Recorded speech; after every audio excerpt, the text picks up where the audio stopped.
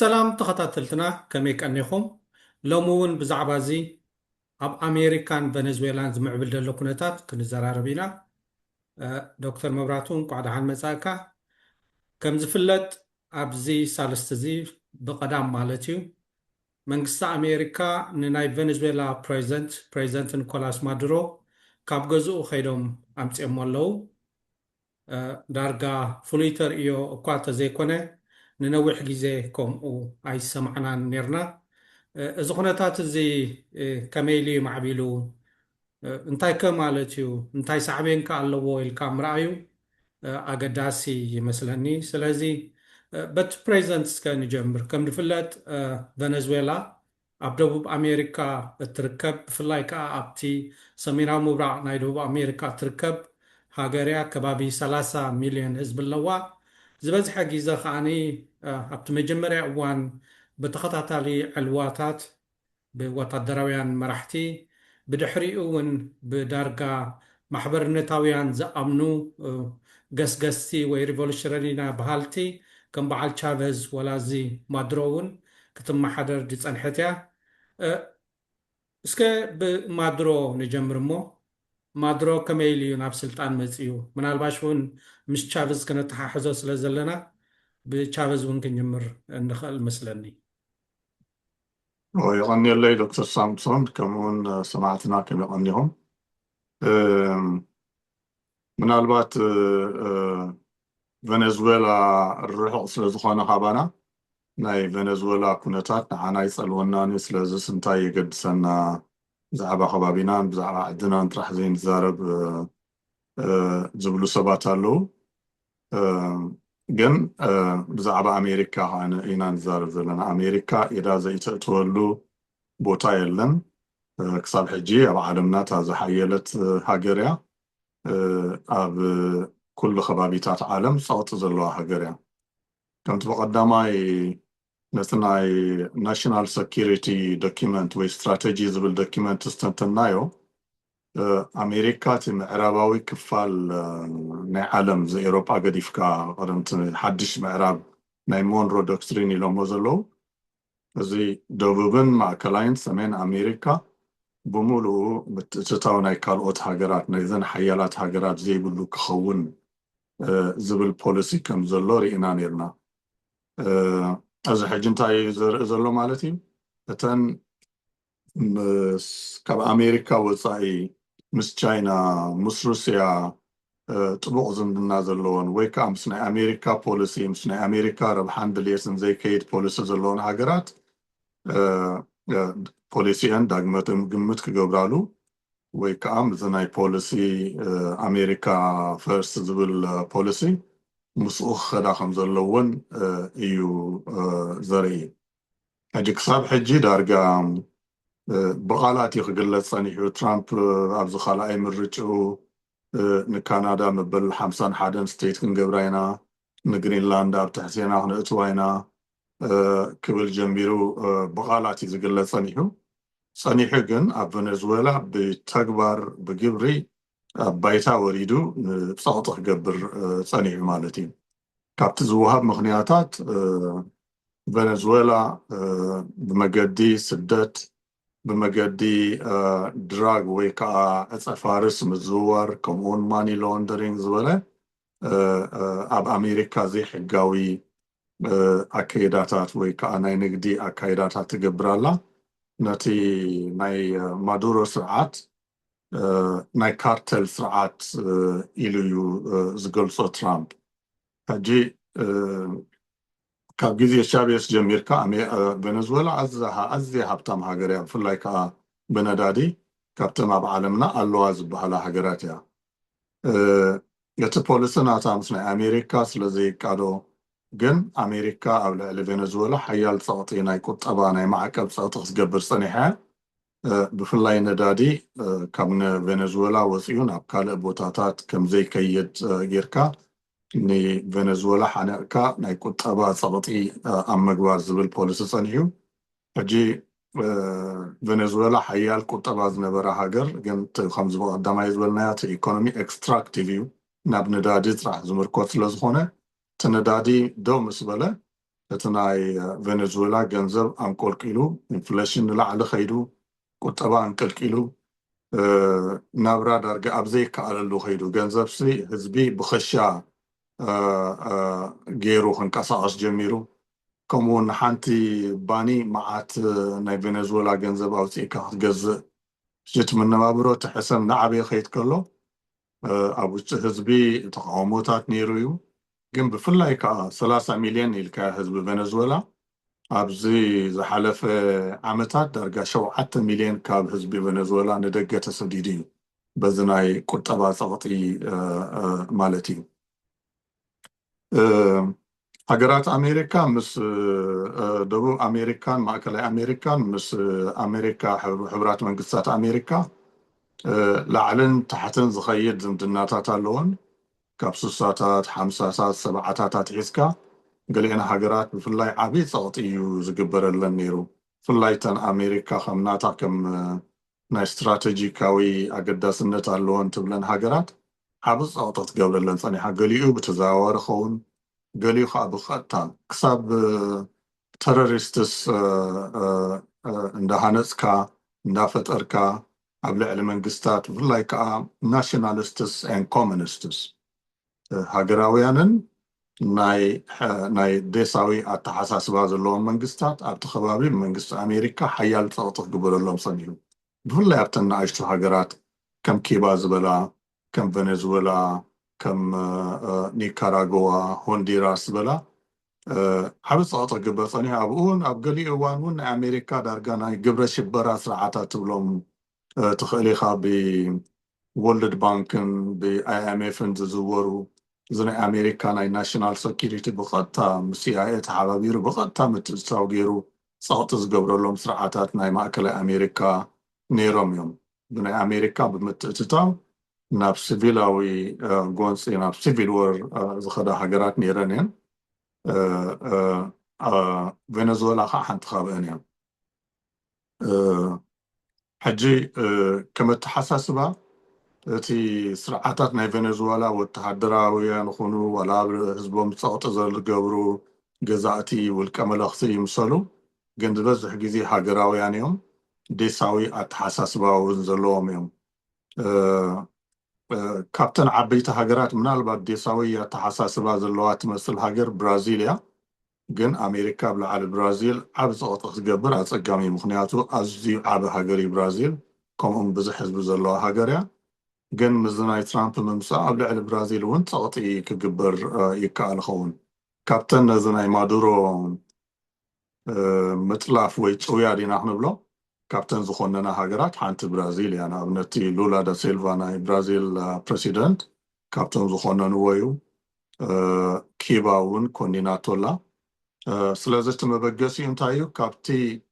ስርዓተ መንግስቲ ናይ ቬኔዙዌላ ዝብገስ እዩ እቲ ስርዓት ናይ ሰራሕተኛታት ሃገራውያን ደሳውያን ስርዓታት እዩ ነይሩ ምስ ግዜ ግን ዳርጋ ናብ ዲሞክራሲ ገፁ ክመፅእ ዝፀንሐ ዝመስል ኣብ ግዜ ቻቬስ ግን ብፍላይ እቲ ናይ ነዳዲ ቁጠባ ተቆፃፂሩ ቻቬስ ዳርጋ ካብ ናይ ኣሜሪካ ፀቕጢ ዳርጋ ናፃ ክኸውን ቀሪቡ ነይሩ ክትብሎ ትኽእል ኢኻ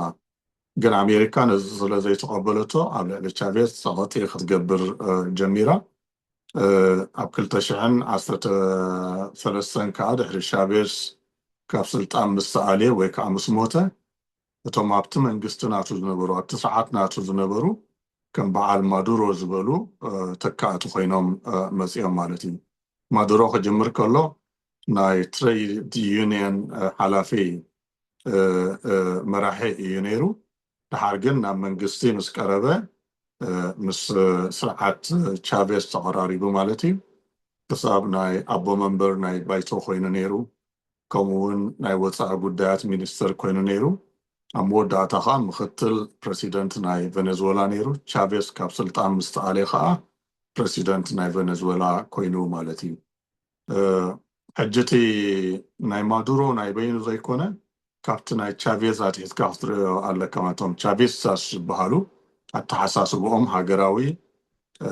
ደሳዊ ዝኾነ ኣተሓሳስባ ከም ዝበዝሕ ግዜ ንፈልጦ ከዓ እቶም ደሳውያን ከዓ ብፓርቲ ዝምርሑ እዮም ዝበዝሕ ግዜ ከዓ እቲ ናይ ፓርቲ መራሒ ናይ ሰልፊ መራሒ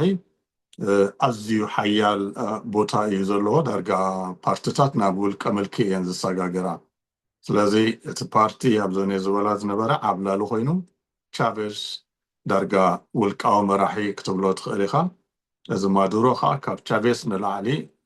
ውልቃዊ መራኺ ዳርጋ ካብቲ ዝነበረ ዋላ ስማዊ ይኹን ናይ ፓርላመንት ወይ ከዓ ናይ ወከልቲ ህዝቢ ምሕደራ ወፂኡ ዳርጋ ንቬኔዙዌላ ባዕሉ ዝውንና ሃገር እዩ ቀይርዋ ኣብቲ ቀዳማይ እዋን ንቻቬዝ ተኪኡ እዩ ብስልጣን መፅኡ ድሓር ግን ዳርጋ ብትክሪ ኢኻ ትብሎ ትኽእል ብምርጫ ብወከል ብህዝቢ ዘይኮነ ነቲ ቅዋም ናይቲ ሃገር ቀይሩ ነቶም ብወከልቲ ህዝቢ ዝተመርፁ ውልቀ ሰባት ጓዓፂፁ እዩ ናብ ስልጣን መፅኡ ኣብ ልዕሊቶም ወከልቲ ህዝቢ ወይ ካብ ልዕሊ ባይቶ እውን ሱፕሪም ትሪቡናል ኮርት ዝብል ወይ ከዓ ከምዚ ናይ ኤርትራ ላዕለዋይ ቤት ፍርዲ ወይ ከዓ ወተሃደራዊ ቤት ፍርዲ ንብሎ ዝነበርና ከምኡ ዝመስል ስርዓት ኣቂሙ እቲ ቤት ፍርዲ እዩ ንቻቬዝ ኣብ ስልጣን ኣምፂእዎ ኣብዚ መወዳእታ እውን ብድክሪ ብመገዲ ቤት ፍርዲ ብመገዲ ህዝቢ ብምርጫ ዘይኮነ ወይ ወከልቲ ህዝቢ ወኪሎሞ ዘይኮነ ብትሪቡናል ኣቢሉ እዩ ናብ ስልጣን መፅኡ ስለዚ ነታ ሃገር ካብ ሓውሲ ዲሞክራሲያዊ ኣካይዳ ትኸይድ ነበረት ሃገር ናብ ውልቀ ምልኪ ኣሰጋጊርዋ ብዙሓት ሃገራት እውን ኮኒነንኦ ከም ስርዓት ዘይፈልጥዎ ናይ ኮሎምቢያ ንኣብነት ንማዱሮ ኣይፈልጦን እዩ ነይሩ ከም መንግስቲ ኣሜሪካ እውን ኣይትፈልጦን እያ ነይራ ኣብዚ መወዳእታ ማዱሮ ምስ ተመርፀ ካብቲ ሃገር ኤምባሲሳትን ዝሰሓባ ሃገራት ኣለዋ ኢንተርናሽናል ኮርት ኦፍ ጃስቲስ እውን ንማዱሮ ብክራይም ኣጋንስት ሂማኒቲ ኣብ ገሊኡ እውን ብጀኖሳይድ ተኸሲሱ ኣብ ኣህጉራዊ ሕጊ ክቐርብ ኣለዎ ዝብል ነይሩ ኣብ መወዳእታ ትራምፕ ምስ ወፀ ከዓ ረስሚ ቀጥታ ምስ ረብሓ ኣሜሪካ ስለ ዝራፀም ኣሜሪካ ናይ ቬኔዙዌላ መራኽብ ክትሃርም ኣንጻር ማዱሮ እውን ወተሃደራዊ ጥቕጥቕ ክትገብር ጀሚራ ኣብዚ መወዳእታ ከም ዝረኣናዮ ከዓ ብቐጥታ ብመራኽብን ብሄሊኮፕተራትን ብነፈርትን ኣትያ ንማዱሮ ጨውያ ንኣሜሪካ ወሲዳቶላ ሕጂ ሎሚ ኣብ ቤት ፍርዲ ቀሪብሎ ንሱ ግን እቲ ኣብ ልዕሊ ዝወረደ ክሲ ናይ ክፀፋርስ ናይ ድራግ ምዝዋር ማኒ ላውንደሪንግ ዝብል ነፂጉ ኣነ ተጨውየ ኣብ ኣሜሪካ ዝመፃኹ እሱር እዩ ክብል ነፂግዎ ዘሎ ስለዚ እቲ ዜና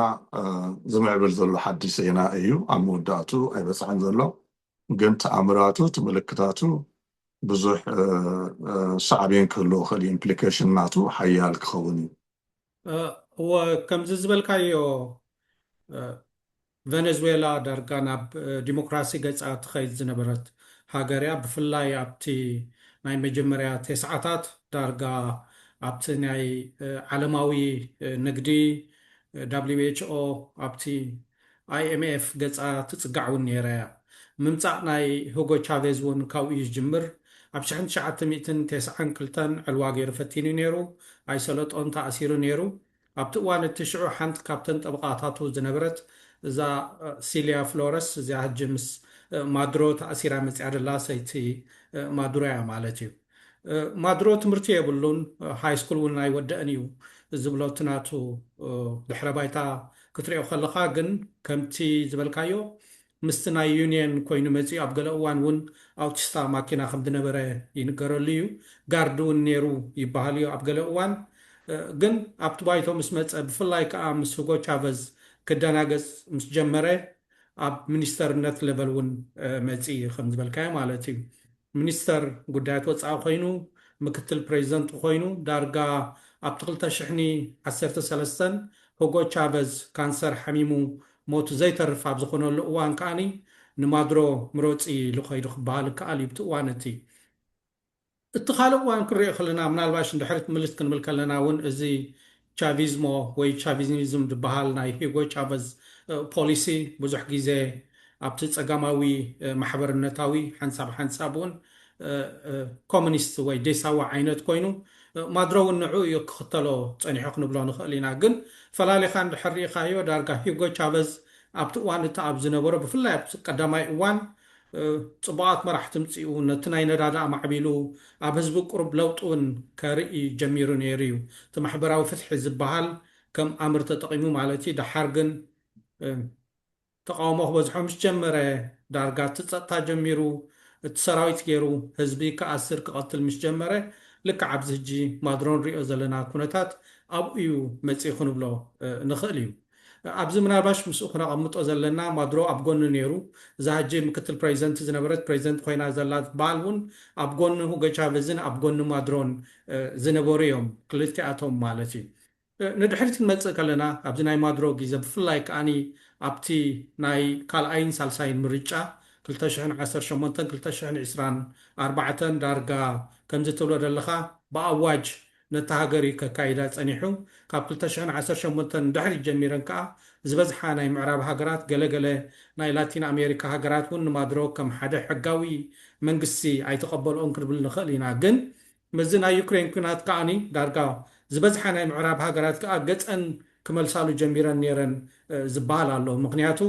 ነዳዲ ናይ ራሻ ክቋረፅ ስለ ዝኾነ ቨነዙዌላ ከዓ ሓንቲ ካብተን ዓበይቲ ነዳዲ ዘለወን ሃገራት ብቀዳማይ ደረጃ እውን ስራዕ ክንብላ ንኽእል ኢና ስለ ዝኾነት ምናልባሽ ከም መተካእታ ክትከውን እያ ተባሂሉ ማድሮ ቁሩብ ካብቲ ዛሕሊ ዝወፀሉ ግዜ ክረክብ እዩ ዝበሃል ተስፋ ነይሩ ግን ከምቲ ዝተሓሰበ እውን ኣይኮነን ኣብቲ ቀዳማይ እብረ ናይ ፕሬዚደንት ናይ ትራምፕ መጀመርያን ማድሮ ብናርኮ ተሮሪዝም በዝንብሎ ዘለና ናይ ግብረ ሽበራ ናይ ድራግ ናይ ገለ ከሲስዎ ኣብዚ ካልኣይ ምስ መፀ ከዓ 50 ሚልዮን ንዕኡ ክሕዝ ሓበሬታ ዝሃበኢሉ እውን ኣውፅኡ ነይሩ እዩ ሕጂ ግን እቲ ተኣፋፊ ዝገብሮ ከምዚ ዝረኣናዮ ዝሓለፈ ቀዳም ዕለት 3 ጥሪ ማለት እዩ ኣሜሪካ ኮማንዶ ሰዲዶም ቶም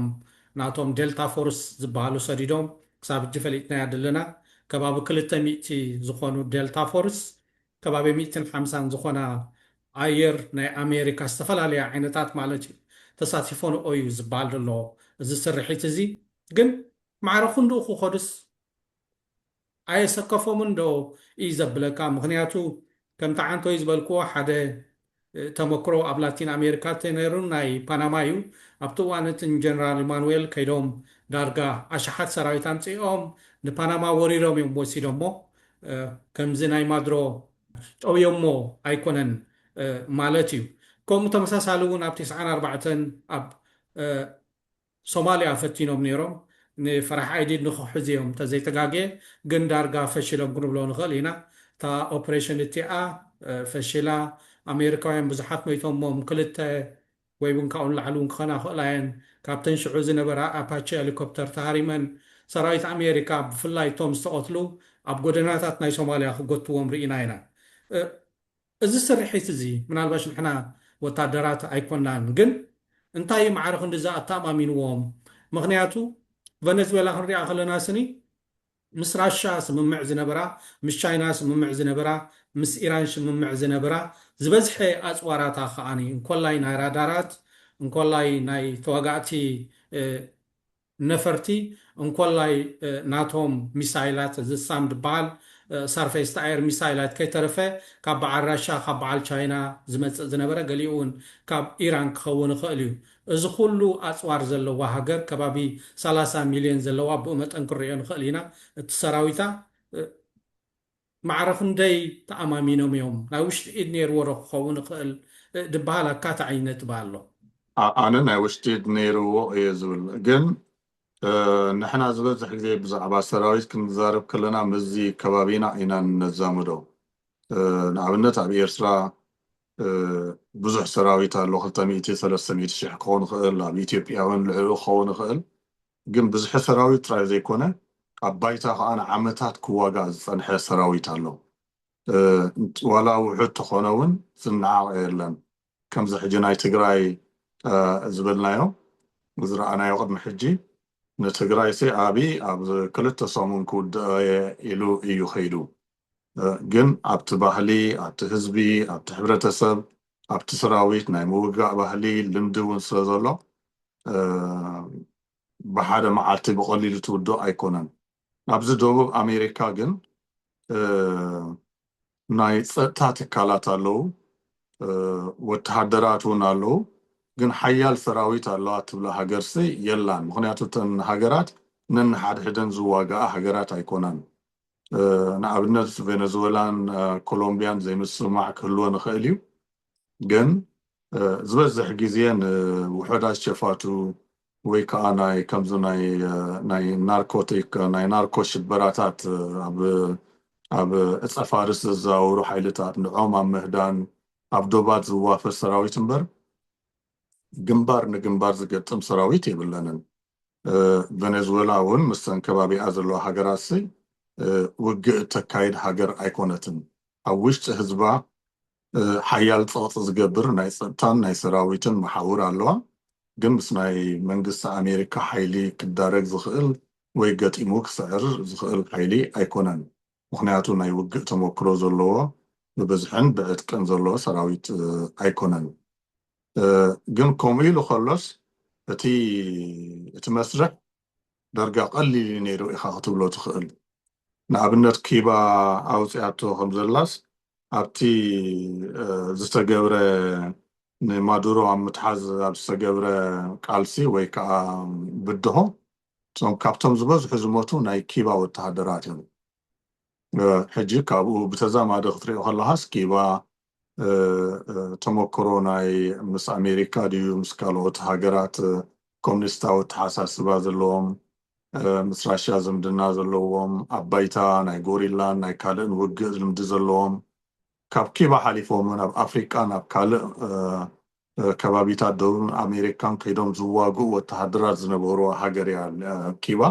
ስለዚ ተመክሮ ተወዳድር ከለካ ኪባ ዝሓየለ ተመክሮ ኣለዋ ካብ ቬነዙዌላ ንላዕሊ ሕጂ ካብቶም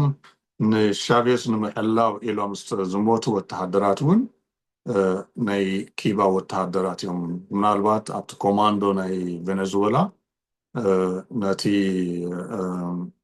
ወይ ከዓ እቲ እንታይ ትብሎም ነቲ መንግስቲ ዝሕሉ ወተሃደራት ምናልባት ደቂ ኪባ ክኾኑ ይኽእል እዮም ግን እሶም እውን ነቲ ናይ ኣሜሪካ መጥቃዕቲ ክብድህዎ ኣይከኣሉን ኣነ ከም ዝመስለኒ እዚ ኣሜሪካ ኣብቲ ከባቢ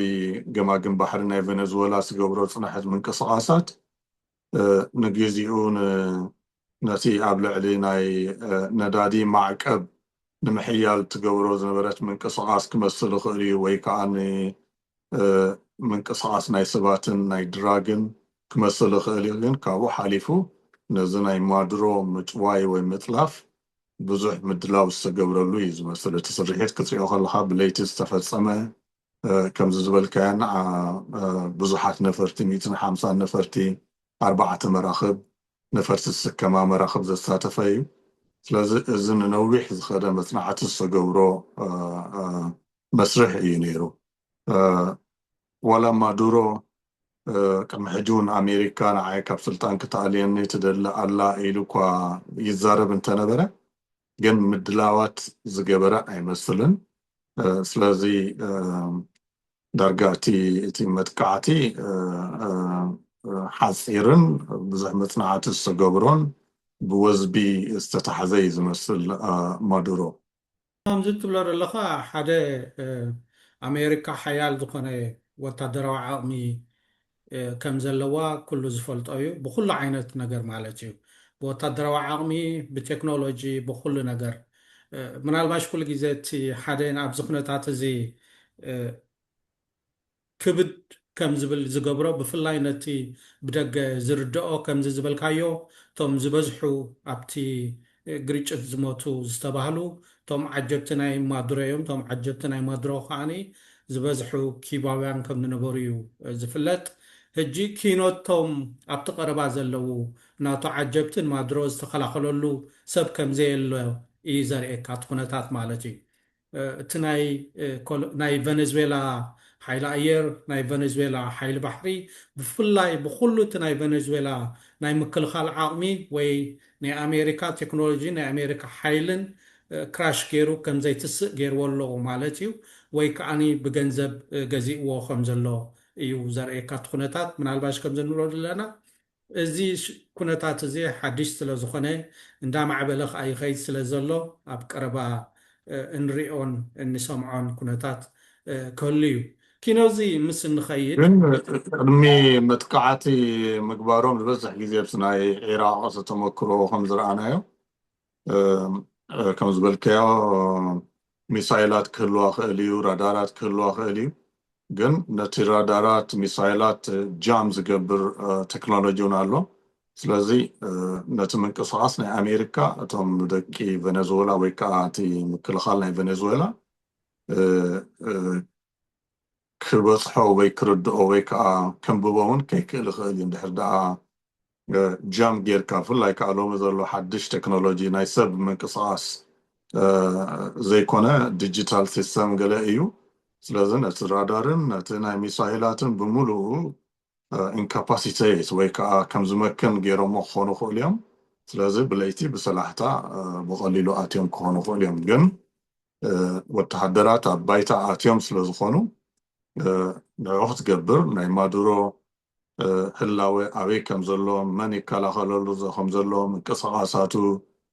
ኣበይናይ ቦታ ክሕባእ ከም ዝኽእል እዚ ኩሉ መፅናዕቲ ተወሲድዎ ክኾን ኣለዎ ምክንያቱ ከምቲ ትራምፕ ዝበሎስ ንባንከር ክኣቱ ኣብ ምሕቤእ ክኣቱ ከሎ ኣብቲ ማዕፆ ክኸፍት ከሎ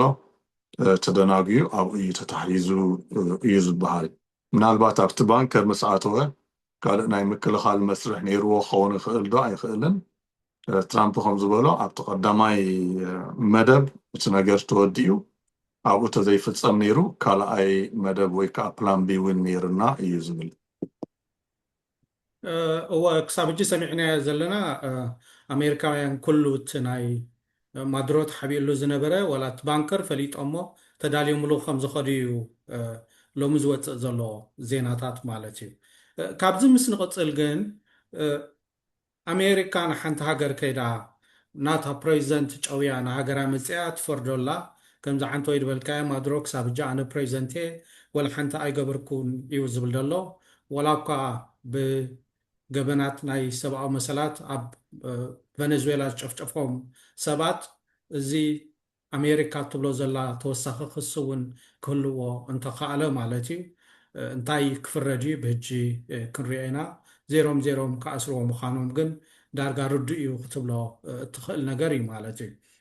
ኣብቲ ናይ ቬነዙዌላ ምስ ንመፅእ ሕጂ እታ ምክትል ፕሬዚደንት ዝነበረት ከም ኣክቲንግ ፕሬዚደንት ወይ ከም እዋናዊት ፕሬዚደንት ናይ ቬነዙዌላ ኮይና ኣላ ማለት እዩ እታ ምክትል ፕሬዚደንት ዶልሺ ዝብልዋ ማለት እዩ ዶልሺ ሮድሪጌዝ ተዘተጋግየ እሳ ልክዕ ምስ ማዱሮ ዝነበረት ቅድሚኡ እውን ምስ ቻቨዝ ዝነበረት እያ እቲ ቬነዙዌላ ከዓ ኣሕሊፍና ይንህባና ኢላ እትጉስጉስ ሰብያ ናይ ቬነዙዌላ ምክልኻል እውን ኢንታክት እዩ ዘሎ ኣይተተንከፈን ክትብሎ ትኽእል ኢኻ ኪኖቲ ኣሜሪካውያን ኣትዮም ዝገበርዎ ሓፂር መጥቃዕቲ ማለት እዩ ግን ትራምፕ ከም ዝሰማዕናዮ ከዓ እዚ ዘሎ መንግስቲ ሕጂ እውን ምሳና ተዘይተሰማሚዑ ካልእ ኣማራፂ እውን ክንወስድ ንኽእል ኢና ዝብል ኩነታት እዩ እንታይ መስለካ ሕጂ ቬነዙዌላ ኢዳ ትህብድያ ወዲኣ ዳ ይብቅዓ እዚ ሙሉእ ብሙሉእ ክትዛረበሉ ኣይትኽእልን ኢኻ ግን እቲ ብዛዕባ ስርዓት ኢና ንብል ዘለና ዝዛረብ ዘለና ስለዚ ሓደ ሰብ ስለዝኣሰርካ እሱን ሰበይቱን ስለዝጨወኻ ወይ ከዓ ስለዝወሰድካ እቲ ስርዓት ብምሉእ ፈሪሱ ማለት ኣይኮነን ከምቲ ኩሉ ግዜ ንፈልጦ ኮሙኒስታውያን ዴሳውያን ስርዓታት ናይ ውልቂ ምልኪ ስርዓታት መሓውር ኣለዎም ስለዚ እዚ መሓውር እዚ ኣብ ቦትኡ ኣሎ ድዩ የለን እዩ ትሕቶ ስለዚ ማዱሮ ስለዝኸደ እቲ መሓውራት እቲ ዘይፈሪሱ ማዱሮ ስለዝኸደ ካልእ ሰብ ካልእ ማዱሮ ወይ ንማዱሮ ዝመስል ክትክኦ ይኽእል እዩ ግን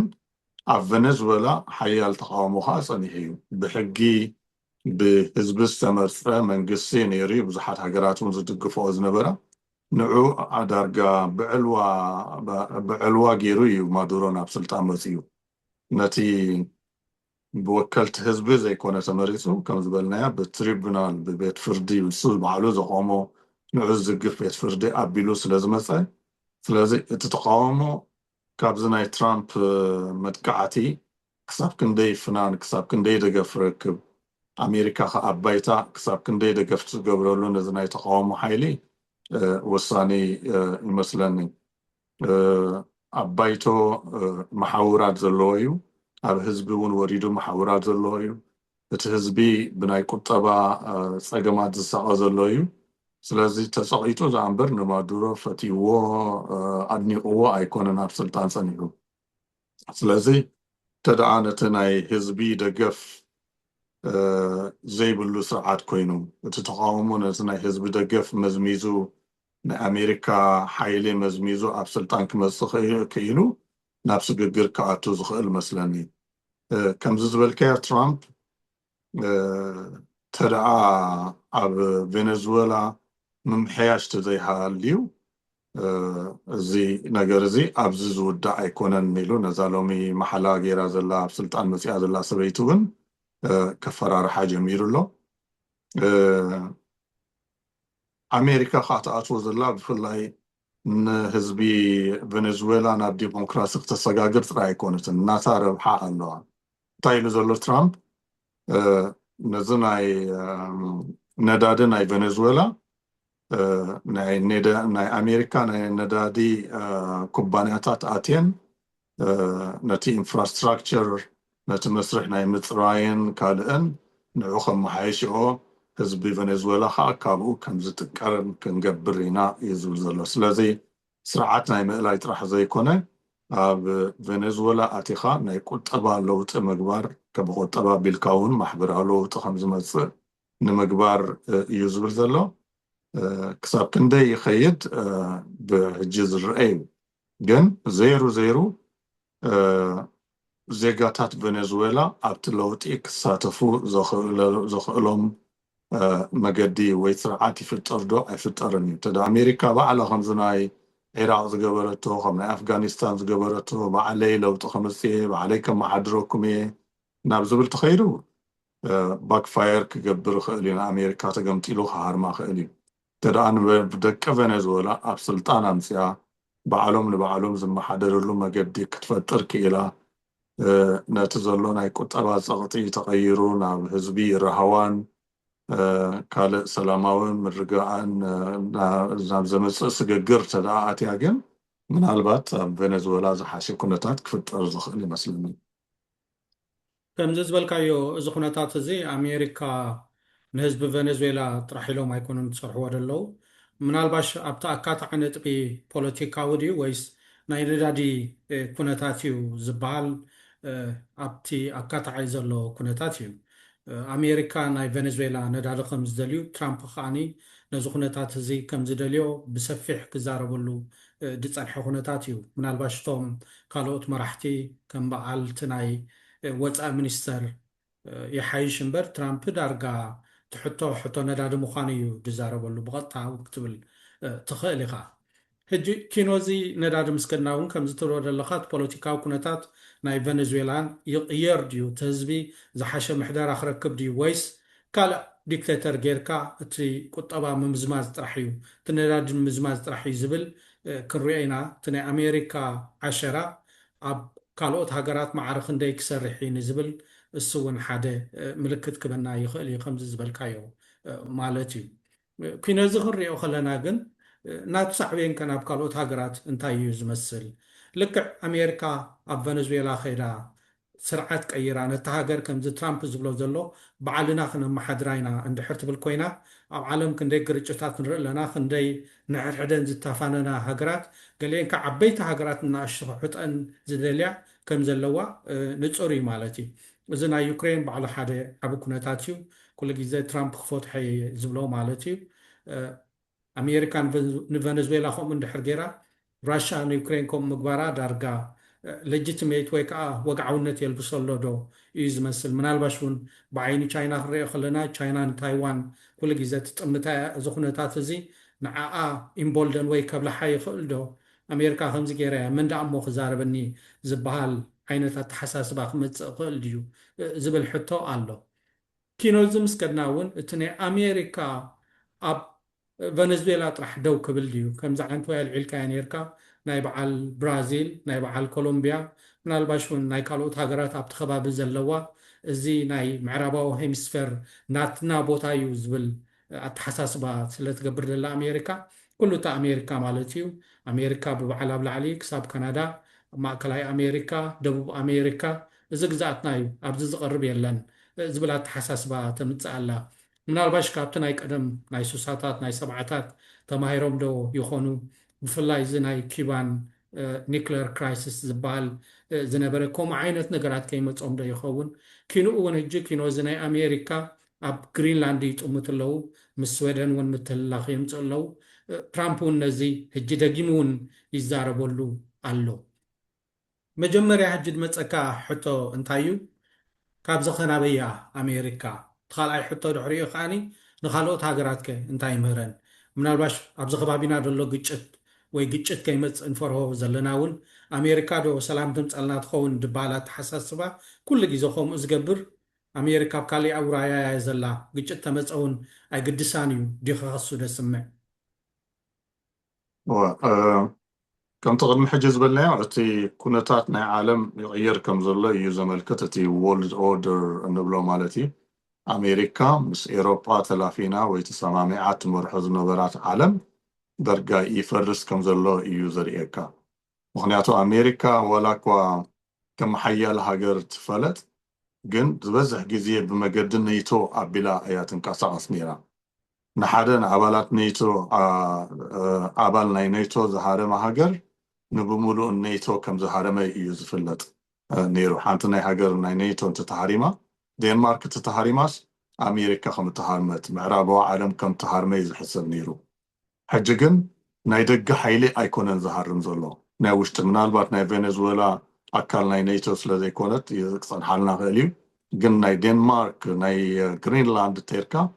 ግሪንላንድ ግዝኣት ናይ ዴንማርክ እያ ኣሜሪካስ ንግሪንላንድ ተሃርም ኣላ ማለት እዩ ንዴንማርክ ተሃርም ኣላ ማለት እዩ ዴንማርክ ካ ኣካል ናይ ኔቶ እያ ስለዚ ኣብ ውሽጢ ኔቶ ምፍሕፋሕ ይፍጠር ኣሎ ንኣብነት ናይ ዓዲ እንግሊዝ ፕራይም ሚኒስተር ኪር ስታርመር ብዛዕባ እዚ ትራምፕ ንግሪንላንድ ኣመልኪቱ ዝተዛረቦ ተሓቲቱ ነይሩ ግሪንላንድ ኣካል ናይ ንግስነት ዴንማርክ እያ ግሪንላንድ ዝምልከት ከዓ ትሕቶ ንግሪንላንድን ንዴንማርክን ዳእምበር ንኣሜሪካ ኮይኑ ንኻልእ ሃገር ዝምልከት ኣይኮነን ስለዚ ጉዳይ ግሪንላንድ ጉዳይ ኣብ ግሪንላንድን ኣብ ዴንማርክን ጥራሕ ዝውዳእ ኢሉ ኣስሚሩሉ ኣሎ ካልኦት ሃገራት ኤሮጳውን ከም ዝበለ መግለፂ ዘለዎን ስለዚ ቅድሚ ሕጂ ኣሜሪካ ምስ ምብራቃዊ ዓለም ምስ ራሽያ ክትገጥም ከላ ኣብቲ ዝሑል ኩናት ኣብ ዝሓለፈ ዓመታት እውን ኣንጻር ቻይና እውን ክትብገስ ከላ ነዚ ምዕራብ ኤሮጳ ሒዛ እያ ነይራ ማለት እዩ ኔቶስ ናይ ኩለን እዩ ዋላ እኳ ኣሜሪካ ዝመርሖ ኣሜሪካ ዝያዳ ትምውሎ ሓይሊ እንትኾነ ሕጂ ግን ኣብ ውሽጡ ኣብቲ ኔቶ እዩ ዝምፍልላያት ዝፍጠር ዘሎ ሓንቲ ካብቶም ናይ ኣሜሪካ ኣብቲ መንግስቲ ዘለዉ ሰበይቱ እንታይ ገይራ ነቲ ናይ ዴንማርክ ካርታ ብናይ ኣሜሪካ ባንዴራ ሕብሪ ለኸያ ኣቕሪባቶላ ናይ ግሪንላንድ እወ ናይ ግሪንላንድ እወ ብኣሜሪካውያን ከዓ ኩነነ ዳርጋ ኣይቀረበላን ዳርጋ ብዙሓት ደጊፎም እዮም ትራምፕ እውን እንታይ ኢሉ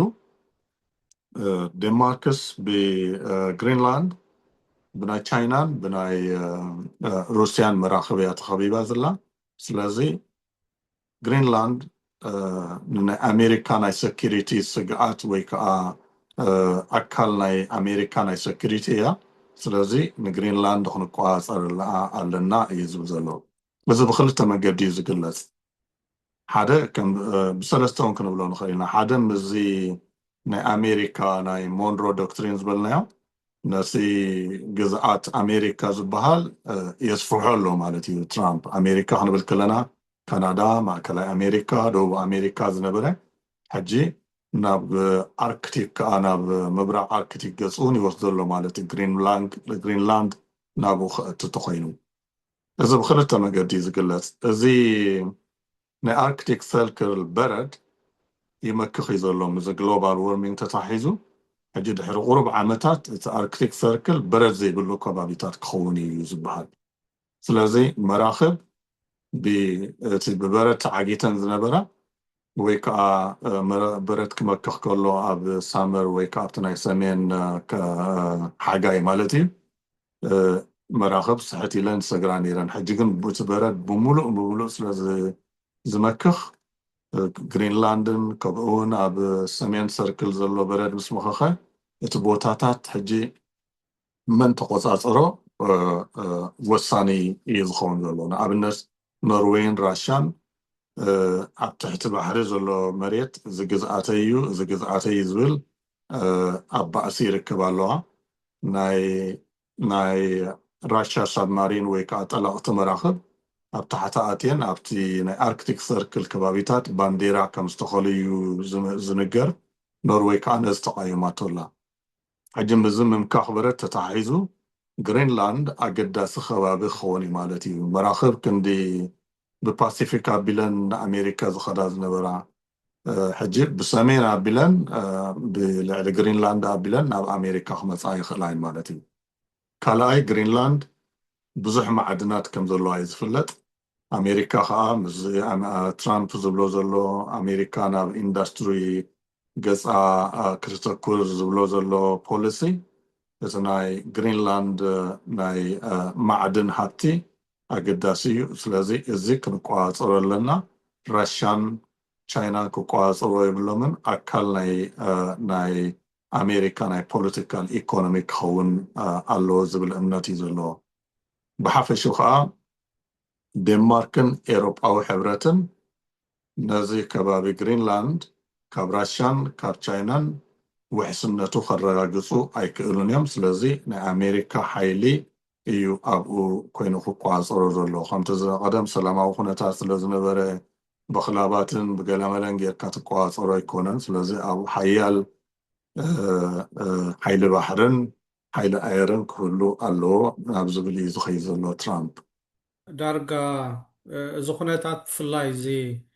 ናይ ኣሜሪካ ምስ ቨነዙዌላ እዚ ናይ ኣሜሪካ ናይ ወፃኢ ፖሊሲ እውን ዳርጋ እንዳተቀየረ ካብቲ ናብ ወረቐት ዘለውን ምናልባሽ ፍልይ እንዳበለ ከይድ ከም ዘሎ ንሪኦ ኣለና ኣብ መጨረሻ እንታይ እዩ ዘርእየና ዘሎ ብፍላይ እዚ ናይ ኣሜሪካ ኩነታት ምስ ዓለማዊ ሕጊ ረኣይኻ ምስ ከባቢና ረኣይኻ ትብሎ ተለካ ክድፈካ ኣህለማዊ ወይ ኣህጉራዊ ሕጊ ምስ ሓይሊ እንዲ ዝኸይድ ኩሉ ግዜ ስለዚ ነዚ ኣሜሪካ ዝገበረቶ ንኣብነት ኣብ ልዕሊ ቬነዙዌላ ብዙሓት ሃገራት ኣይኮነንዎን ከም ዝበልናያ ብራዚል ኮኒናቶላ ኪባ እውን ኮኒናቶላ ምናልባት ኣብ ልዕሊ ኪባ እውን ምፍርራሕ ዝመስል ብወገን ኣሜሪካ ይረአ ኣሎ እንተዳ ኪባ ንእሽተይ ሃገር እያ እንተዳ ከምዚ ቀፂላ ከምቲ ግዜ ናይ ሱሳታት ዝበልከያ ናይ ሚሳይል ክራይሲስ ነበረ ከምኡ ኣይኮነን ኣብዚ እዋን እዚ ምናልባት ትራምፕ ንኪባ እውን ክወራ ክእል እዩ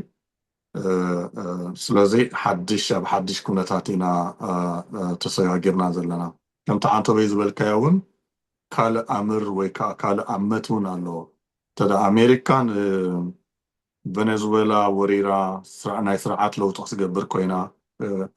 ንፓናማ ወሪራ ነቲ ፓናማ ካናል ክትቋፀር ኮይና ካልኦት ሃገራት እውን ተን ዓበይቲ ኢና ዝብላ ሃገራት ወረቐት ወይ ከዓ ፍቓድ ትህበን ኣለኻ ማለት እዩ ራሽያ ኣብ ዩክሬን ትገብሮ ዘላ ወራር ተፅድቐላ ኣለኻ ማለት እዩ ከም እንሪኦ ንኣብነት ትራምፕስ ዳርጋ ንራሽያ ሙሉእ እውን ኣይኮነናን እቲ ፀቕጢ ዝገብሮ ዘሎ ኣብ ልዕሊ ዩክሬን እዩ ዝበዝሕ ግዜ ምናልባት ዩክሬን ረብሓናታ ምስ ኣሜሪካ ተኣሳሲራቶ ማዕድን ናይ ዩክሬን ክረክቡን ይደሊ ስለ ዘሎ ኣብቲ እዋን እቲ ኣሜሪካ ንዩክሬን ክትድግፋ ትኽእል እያ እዚ ሕጂ ንሪኦ ዘለና ግን ኤሮጳዊ ሕብረት ሃገራት ኤሮጳ እየን ምስ ዝያዳ ምስ ዩክሬን ወጊነን ዘለዋ ስለዚ ትራምፕስ ኣብ ልዕሊ ዩክሬን ብራሻ ዝተገብረ ፀቕጢ ዳርጋ ዝተቐበሎ እዩ ዝመስል ዘሎ ሕጂ ኣብ ፓሲፊክ ገፅና እንተኸይድና ቻይና ንታይዋን ክትወራ ድሌት ከም ዘለዋ ከም ዝበሃል እውን ኣብ 2017 ኣብ ልዕሊ ታይዋን ወራር ክተካይድ እያ ዝበሃል ኣሎ ገሊኦም ከዓ ነኖ ከምኡ ዘይኮነ ሓያል ናይ ቁጠባ ፀቕጢ እንዳገበረት ከምዚ ብሆንግ ኮንግ ዝገበረቶ ምስኣ ዝደናገፅ ስርዓት ክትተክል እያ ትደሊ ዘላ ግን ዜርካ ወይ ብቐጥታ ወይ ተዘዋዋሪ ታይዋን ኣብ ትሕቲ ኢንፍሉወንስ ናይ ቻይና ክትኣቱ ከም ዘለዋ እዩ ስለዚ ተዳ ኣብ ቬነዙዌላ ከምኡ ጌርካ ንቻይና እውን ከምኡ ክትገብር ተፍቅደላ ኣለኻ ማለት እዩ ተዳ ኣብ ልዕሊ ግሪንላንድ ብኡ መገዲ እውን ኣብ ልዕሊ ዴንማርክ ፀቕጢ ጌርካ ናይ ኔቶ ደገፍ የብልካ ማለት እዩ ኣህጉራዊ ሕጊ ይሰርሕ የለን ማለት እዩ ስለዚ ኤሮጳዊ ሕብረት እውን ኣብ ጎኒ ኣሜሪካ ኮይኑ ንራሽያ ክኾንን ንቻይና ክኾንን ካልኦት ሃገራትን ዋላ እዚ ኢትዮጵያ ሕጂ ትብሎ ዘላ ንሕና 130 ሚልዮን ህዝቢና ንሕና ናይ ኣፍሪካ ኣንከሪና ስለዚ ሓይሊ ባሕሪ ኣፍ ደገ ባሕሪ ክህልወና ኣለዎ ንዓሰብ ክንቋፀር ኣለና ዝብል እውን ንዕውን ኢትዮጵያውያንን ኣፍ ደገ ባሕሪ ኣፍ ደገ ትኸፍተሎም ኣለኻ ማለት እዩ ከም ኢትዮጵያ ዝበሉ ናይ ምስፍሕፋሕ ድልየት ዘለዎም ሃገራት እውን ካልኦት እውን ከምኡ ማለት እዩ ስለዚ እቲ ዝኸይድ ዘሎ መገዲ ሕማቕ ኣብነት እዩ እቲ ማሕበረሰብ ዓለም ከዓ ወፂኡ ዘይምኹናኑ እውን ሕማቕ ኢኻ ክትብሎ ትኽእል ዋላ ጉተረስ ናይ ውድብ ሕብራት ሃገራት ዋና ፀሓፊ ዳርጋ ብሙሉእ ኣይኮነኖን ንኣህጉራዊ ኣካይዳ ዝናእስ እዩ ፅቡቕ ኣይኮነን ገለ ዘይኮይኑ ንኣሜሪካ ኣውፅኡ ውፅእ ብውፅእ ኣይኮነናን ዓለም ለኸ ሕጊ ዘይምኽባሩ ዘሻቕል እዩ ጥራይ እዩ ገሊፅዎ ዘሎ ካልኦት ሃገራት ዘን ናይ ኤሮጳ እውን ኪር ስታርመር ኣብነት ናይ ዴንማርክ እኳ ዳርጋ ኮኒንዎ እንትበልና ናይ ቬነዙዌላ ግን ኣይኮነኖን ጥራሕ እንታይ ኢሉ ብሪጣንያ ኣብዚ ኣሜሪካ ኣብ ልዕሊ ቬነዙዌላ ዝገበረቶ ወራር ብሪጣንያ ኢድ ኣይነበራን ጥራሕ እዩ ገሊፅዎ ዘሎ ስለዚ ንናይ ትራምፕ ወፍሪ ወይ ከዓ ዝጭውያ መንግስቲ ዕልዋ መንግስቲ ማሕበረሰብ ዓለም ወፂኡ ዘይምኹናኑ ዳርጋ ሕማቕ ምልክት ኢኻ ክትብሎ ትኽእል ነተን ካልኦት ከምኡ ክገብራ ዝደለያ ሃገራት ንሩስያ ተዳኣ ንኣሜሪካ ዘይኮነንካ ንሩስያ ኣብ ልዕሊ ዩክሬን ዝገበረቶ እውን ክትኩንና ኣይትኽእልን ኢኻ ምክንያቱ ሞራላዊ ልዕልና የብልካን ንቻይና ኣብ ልዕሊ ታይዋን ተዳኣ ፀቕጢ ገይራ ወይ ወራር ተዳኣ ኣካይዳ ክትኩንና ሞራላዊ ልዕልና የብልካን ኢትዮጵያ ኣብ ልዕሊ ኤርትራ ተዳኣ ከምኡ ወራር ኣካይዳ ክትኩንና ዘለካ ናይ ሞራል ልዕልና የብልካን ማለት እዩ ስለዚ ሕማቕ ምልክት እዩ ንዓለም ብሓፈሽኡ ከዓ ንኣህጉራዊ ሕጊ ኣንደርማይን ዝገብር ዘናእስ ዘቆናፅል ኣካይዳ እዩ ንኣሜሪካ እውን ኣብ ተነፅኖ ዘእትዋ እዩ ምክንያቱ ኣሜሪካ ክንዲ ምስ ዓለም ሓቢራ እቲ ሶፍት ፓወር ትብሎ ፀቕጢ ትገብረሉ መገዲ ሓገዝ እዩ ምስ ካልኦት ሃገራት ሓቢራ ትገብሮ ዝነበረት በዓላ ተናእሶላ ናብ ውሽጣ ገፃ ተኣቱ ዘላ ትምለስ ዘላ እዩ ዘምስላ እወ ዳርጋ ከምዚ ዝበልካዮ እቲ ዓለማዊ ሕጊ እኮ እንዳተዳኸመ ፀኒሑ እንድዩ ዳርጋ ናይ መጨረሻ መስማር ትሃርመሉ ዘላ እዩ ዝመስል ኣሜሪካ ኣብዚ ኩነታት እዚ ከዓ ብዙሓት ሃገራት ኣይኮነንኦን ወላተን ዝኮነና ከምዚ ዝበልካዮ እቲ ዓለማዊ ሕጊ ክኽበር ኣለዎ ዘስምዕ ጥራሕ እምበር ዳርጋ ንፁር ብንፁር ነቲ ኩነታት ዝኮነንኦ ውሕዳት ሃገራት እየን ከም በዓል ቻይና ከም በዓል ኮሎምቢያ ብራዚል ገለ ዝኣመሰላ እየን ማለት እዩ ካልእ ኣብዚ ዝተማርናዮ ነገር እንድሕር ኣሎ ወይ ዝረኣናዮ ኣሜሪካ ቅድም ወላ ትራብሕኦም ኩሉ ግዜ ኣብ ቅድሚት ዘምፅዎ እንትኾኑ ኣብዚ ናይ ቬነዙዌላ ምናልባሽ እውን ምዝ ናይ ትራምፕ ምምፃእ ግን ዳርጋ ሳብትል ምኳንሲ ተሪፉ እቲ ሽፍን ደብልዎ ዝነበሩ ተሪፉ ሕጂ ቀዳምነት ኣሜሪካ ቀዳምነት ናይ ኣሜሪካ ረብሓ ካልእ ከም ዘየገድሶም ዓይነት ዳርጋ ንፁር ዝኸውን ዘሎ ኮይኑ ይስማዓካ። ኣብ መጨረሽታ ዝኾነ ነገር ሓይሊ ዘለዎ ከም ዝዕወት ሓይሊ ተዘይብልካ ከዓ ከም ዝተርፍ እንዳበርሀ ዝመፅእ ዘሎ ኩነታት ይመስል። ምክንያቱ እቲ ዓለማዊ ሕጊ ዳርጋ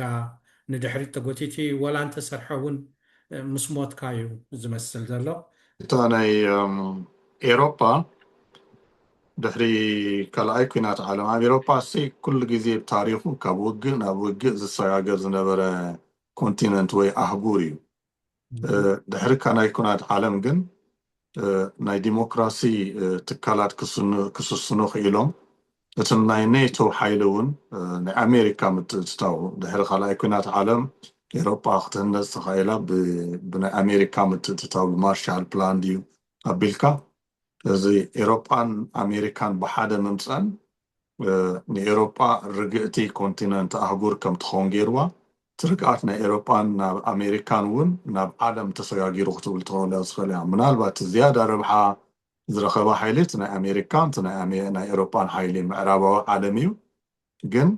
ብተዛማዶ ክትሪኦ ከለኻ ኣብ ዝሓለፈ 70-80 ዓመታት ዓለምናስ ዳርጋ ቁጠብኣ ዓብዩ ዋላ እቲ ኣፍሪቃ እቲ ዝሓደ ትብሎ ከባቢ ዓለም እውን ዳርጋ ክምዕብል ጀሚሩ ማለት እዩ። ሕጂ ግን ናይ እቲ ዓብ ዓሳ ነቲ ንእሽተይ ዓሳ ዝበልዖ እንተኮይኑ እቲ ናይ ኤሮፓ ምርግጋእ እውን ንድሕሪት ክምለስ ይኽእል ማለት እዩ። ዝንብሎ ዘለና ንሪኦ ዘለና ኤሮፓዊ ሕብረት ክፈርስ ይኽእል እዩ። እቲ ምዕራብ ኤሮፓ እቲ ዲሞክራሲ እንዳሰፍሐ ናብ ምብራቅ ገፁ ዝኸዶ ዝነበረ እውን ንድሕሪት ክምለስ ይኽእል እዩ። ምክንያቱ ሕጂ ብራሻ ዝዕብለል ኤሮፓ እዩ ዝፍጠር ዘሎ። ተደኣ ኤሮፓ ናይ ኣሜሪካ ፀግዒ ዘይረኺቡ ፈረንሳን ጀርመንን ብሪጣንያን ኮይነን ምናልባት ናይ ዓለም ሓይሊ ኮይነን ክወፃሉ ዝኽእል ዕድል ዳርጋ ዝነኣሰ እዩ ዝመስል። ስለዚ ኤሮፓ ከምቲ ኣብቲ ናይ ኣሜሪካ ናይ ናሽናል ሴኪሪቲ ስትራቴጂ ወፅኡ ዘሎ ሲቪላይዜሽናል ኢሬዥር ወይ ከዓ ካብ ካርታ ናይ ምዕቃብ ከም ሃገራት ከም ህዝቢ ክህሉ ክእል እዩ ኤሮፓ። ግን ፖለቲካዊ ሓይሊ እቲ ታሪኻዊ ኣገዳስነቱ ዳርጋ ናብ ምጥፋእ ገፁ ክኸይድ ይኽእል እዩ ማለት እዩ። ስለዚ እቲ ናይ ኤሮፓ ኩነታት እውን ክርአ ዘለዎ እዩ። ካልእ ከዓ እዘን ዝምዕብላ ዘለዋ ሃገራት ከም ኣፍሪቃ ዝበላ ማለት እዩ ተደኣ እቲ ፀቕጢ ናይ ምዕራባዊ ዓለም ናይ ኣሜሪካን ናይ ኤሮፓን ኣብ ልዕሊ መልእኽቲ ኤሮፓ ናብ ዲሞክራሲ ክትሰጋገር ዝነበረ ዕድል እሱ እውን ንድሕሪት ክምለስ ይኽእል እዩ። ኣፍሪቃ ብመልእኽቲ እትምራሕ ሃገር መሊሳ ክንዲ ህዝባዊ ተሳትፎ ዘለዎ መንግስቲ ዝኾን እቲ ሰዓታት ዝያዳ ኤክስትራክቲቭ እንዳኾነ ዝኸደሉ ናብ ማዕድንን ናብ ኮንትሮባንድን ብውልቀ ምልክን ብመልእኽትን ዝመሓደር ሃገራት እንዳኾና ክኸዳ ይኽእላ እየን። ምክንያቱ ቅድሚ ሕጂ ኣፍሪቃዊ ሕብረት ንኣብነት ብዕልዋ ኣቢልካ ብኣፍሪቃ ስልጣን መሓዝ ውጉድ እዩ ወይ ክልኩል እዩ ክብል ፀኒሑ። ኣብዚ እዋን እዚ ኣሜሪካ ዘገድሳ ማዕድናት ናይ ኣፍሪቃ ምምዝማዝ ጥራይ እንተኾይኑ ከምቲ ኣብቲ ናሽናል ሴኪሪቲ ስትራቴጂ ተቐሚጡ ዘሎ ኣብ ኣፍሪቃ ከይድ ዝፀንሐ መስርሕ ዲሞክራሲ እውን ንድሕሪት ገፁ ክምለስ ይኽእል እዩ ማለት እዩ። ኣብ ካልእ ዓለም እውን ከምኡ ምናልባሽ ኤሮፓ ነዚ ኩነታት ዝሪኣ ናታ ኢንተርቬንሽን ወይ ሓይላ ደሊባ ናታ ጥምረት ጌራ ንኣፍሪቃ እውን ከም ፓርትነር ተሪኣታ ኩነታት ክቕየር ይኽእል እዩ። ተዘይኮይኑ ግን ቀስ እንዳብልና ክንከታተሎ ኢና። ተኸታቲልና ከዓ ክነምፀልኩም ኢና ሰማዕትና ማለት እዩ። እሞ የቐኒየልና ሩክ ምሸት ይቐኒየልና